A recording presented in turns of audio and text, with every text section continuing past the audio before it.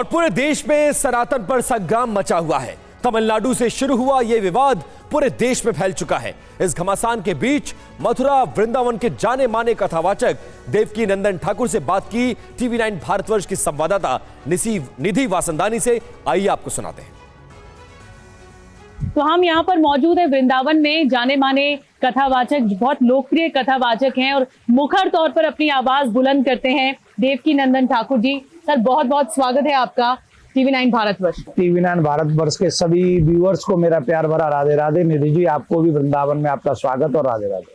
देवकी नंदन जी, उदयनिधि स्टालिन ने एक बयान दिया कि सनातन धर्म बीमारी की तरह है और वो मलेरिया और डेंगू बीमारी की तरह है, उसे खत्म किया जाना चाहिए। वो यही नहीं रुके, उसके बाद ए राजा भी अब सामने आ गए हैं। उन्होंने कहा कि सामाजिक जो बुराई होती है, ये तो बहुत नरम रुख अख्तियार किया उदयनिधि स्टालिन ने। ये तो दरअसल HIV और कुष्ठ रोग से इसकी तुलना करनी चाहिए। आप क्या कहें? HIV, कुष्ठ रोग, सनातन धर्म अगर ये है तो फिर इन लोगों को डाउट की नजर से देखना चाहिए, क्योंकि ये कभी इनके पूर्वज भी सनातनी रहे हैं। इन्होंने अब आके ये काम किया है। पर हाँ, हमारे यहाँ कहते हैं जाकी रही भावना जैसी, प्रभु मूरत देखी तिन तैसी। इनको HIV दिखती है, कुष्ठ रोग दिखती है, मलेरिया दिखते है सनातन, कोरोना दिखता है सनातन, बिकॉज इनकी मेंटलिटी HIV से पीड़ित है। ये वो लोग हैं जिन्होंने इस देश का धन लूटा है। ये वो लोग हैं जिनकी मानसिकता भ्रष्ट हो चुकी है, जो सनातन का सा भी नहीं जानते। मैंने चैलेंज दिया था कि अगर इनमें हिम्मत है ना, इन सब में, इनमें से एक भी आपके टीवी चैनल पे आ जाए, मैं डिबेट करने को तैयार हूं इनसे सनातन के ऊपर।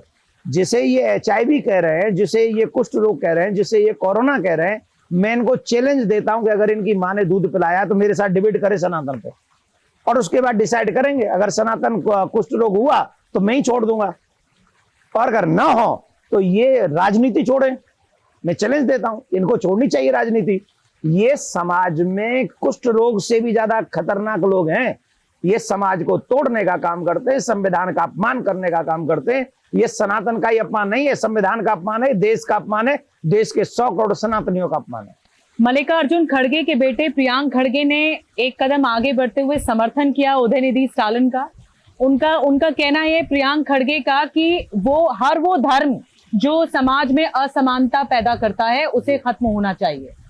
तो ये विचार उनके हैं क्या? कितने ऐसे प्लेसेज हैं जहां सिर्फ अपने घर की स्त्रियों को पूजा स्थान में नहीं जाने देते? बोलेंगे? उनमें हिम्मत है? बोलेंगे? जहां इतनी बर्बरता देवी स्त्रियों के साथ में की जाती है, उसके ऊपर भी बोलने जरा। 36 टुकड़े जिस धर्म के व्यक्ति लड़कियों के करते हो, 36 टुकड़े, और 1-2 केसेस नहीं है, लाइन लगी पड़ी है। अगर जिनका नाम आप ले रही है, मैंने उसका नाम कभी सुना नहीं है, अगर उसकी मां ने दूध पिलाया तो उस पर बोल के दिखाए। सनातन को टारगेट करते हो क्योंकि सनातन के चक्कर में आप वोट कमाना चाहते हो।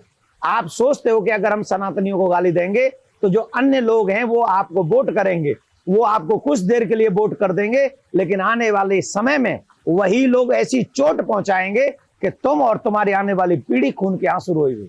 देवकी नंदन जी, लेकिन ये इस तरह के बयान क्यों आ रहे हैं? थोड़ा इसकी तह तक भी जाना चाहिए कि मायने क्या देते हैं। क्या ऐसा लग रहा है कि सनातन धर्म खतरे में है, इस तरह से ये बयान आ रहे हैं? क्यों ये इस तरह से? आप तो इतना प्रखर तौर पर बोलते हैं सनातन धर्म के बारे में, तो सच्चाई क्या है? वो ट्रुथ सबके सामने आना चाहिए। क्या है सनातन? देखिए, पहली बात तो मैंने आपके टीवी चैनल पे कहा, वो सत्य का सा भी नहीं जानते। सा माने सत्य, ना माने नित्य नूतन। जो था, है और रहेगा, भूत भविष्य और वर्तमान तीनों कालों में वो कभी बाधित नहीं होता। रावण मिटा नहीं सका, कंस सनातन को मिटा नहीं सका, तो ये कौन से खेत की मूली है? ये तो कुछ भी नहीं है। इनको तो ये कोरोना का नाम ले रहे हैं, अगर इन्हीं में से किसी को कोरोना हो जाता तो सिल्ट लेते अब तक।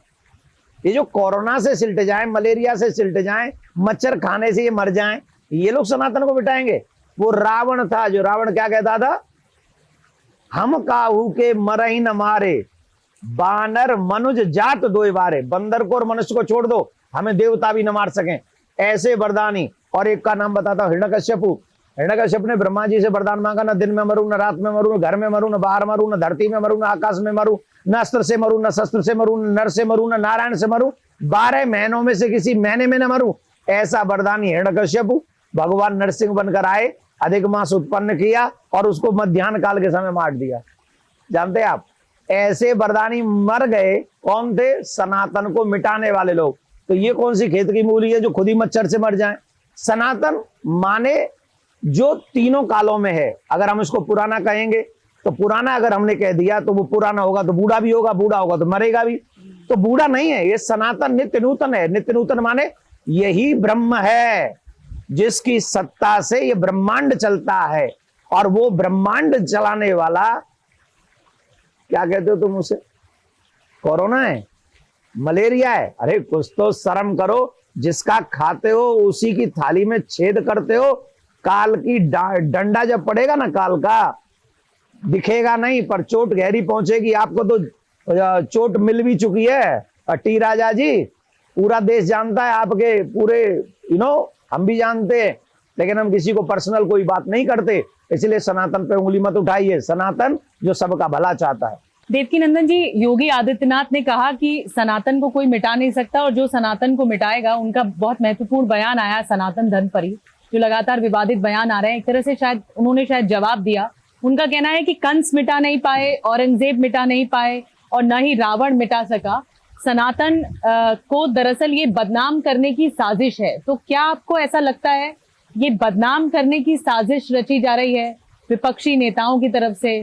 क्योंकि देखिए, इसमें जमकर सियासत हो रही है और रविशंकर प्रसाद तो ये कह रहे हैं कि जहर उगलने की कोशिश कर रहे हैं। ये दरअसल पूरे इंडिया जो गठबंधन है, विपक्षी गठबंधन, उसी की राय ये है कि सनातन का अपमान करो।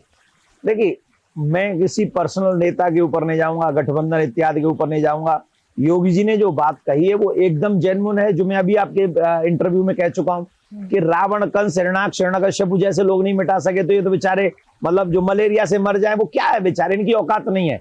पर ये कर क्या रहे हैं? ये हमारे समाज में जहर घोल रहे हैं। मेरे और आपके बीच में लड़ाई कर रहे हैं जिससे मैं और आप कभी साथ में न बैठ सके।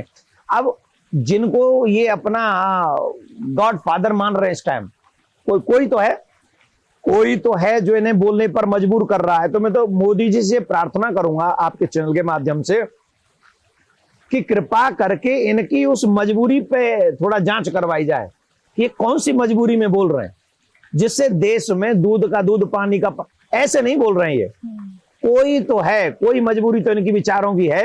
या तो इन्हें पीछे से कोई डंडा दे रहा है या इनके चक्कर में कोई परेशानी है इनके साथ में। तो उस जांच का पता होना चाहिए। एक मुद्दा है और वो निमंत्रण पत्र से ही बहस निकली। निमंत्रण पत्र जो G20 का आया उसमें लिखा गया प्रेसिडेंट ऑफ भारत। हाँ। बहस होने लगी कि क्या देश का नाम बदला जा रहा है, क्या देश का नाम बदलकर भारत कर दिया जाएगा, इंडिया की जगह भारत होगा। हालांकि भारत मतलब इंडिया, इंडिया मतलब भारत, ये हमारे संविधान में लिखा गया है।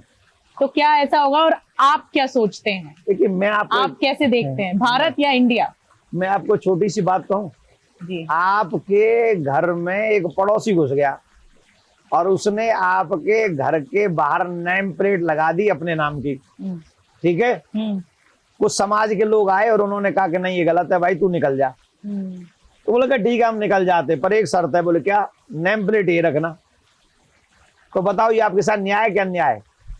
आप बताओ मुझे, न्याय क्या अन्याय? अन्याय है ना? अन्याय है ना आपके साथ। यही अन्याय भारतीयों के साथ हुआ। 200 साल राज्य करने के बाद, कोहिनूर चुरा के भाग जाने के बाद, जब उन्होंने कहा कि हम आपको आजाद करते हैं तो वो ठीक है लेकिन इंडिया रखना। अबे भाई, इंडिया रखें क्यों? भारत तो हम पहले से ही थे। आज भी सनातन में जब पूजा करते, कर्मकांड की जब संकल्प करते हैं तो जम्बूद्वीपे भारत खंडे आर्यावर्ते, भारत खंडे, हम तो भारत थे। हम भारत थे, हम इंडिया कभी नहीं थे। हम तो इंडिया इन बाहरी अंग्रेजों ने आके हमको बनाया है। तो हम उनकी पहचान पे प्राउड फील कर रहे हैं। भाई वाह, क्या मानसिकता हमारी, बुद्धि पर पत्थर पड़ गए हमारी। कोई बाहर का आदमी आके हमको कह गया तुम्हारा नाम रामदास नहीं है, तुम्हारा नाम कुत्ता दास है, तो हम कुत्ता दास बनने में खुश है। काहे को भाई, इतना अच्छा नाम मिला हमें रामदास का, हम रामदास बने रहे। नहीं, विपक्षी नेता ये कह रहे हैं, बहस काफी ज्यादा जोरदार हो रही है। वो कहा जा रहा है कहां से इंडिया हटाएंगे।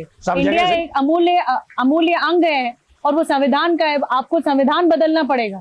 मैं क्या कह रहा हूं, इंडिया से संविधान का अपमान नहीं होगा हटाने से, संविधान बढ़ जाएगा, सम्मान बढ़ जाएगा उसका। जब वो पुरातन परंपराओं को स्वीकार करेगा संविधान, तो संविधान की रिस्पेक्ट और बढ़ेगी 100 गुना, 1000 गुना। इंडिया में क्या मिलेगा आपको भाई? जिन लोगों ने हमारे ऊपर आक्रमण किया, जिन लोगों ने हमारे ऊपर जुल्म किए, जिन लोगों ने चोरी की, छिनरई की, डकैती की और मंदिर तोड़े, बहुत अन्याय किया, हमारी बहन बेटियों के साथ बुरा कुकर्म किया, उन लोगों का नाम इस देश में क्यों सम्मान से ले रहे हैं लोग? सड़क का नाम उस पे, बिल्डिंग का नाम उस पे, फलानी जगह, सब खत्म करो धीरे धीरे, तभी ना करेंगे बी प्राउड भारतीय।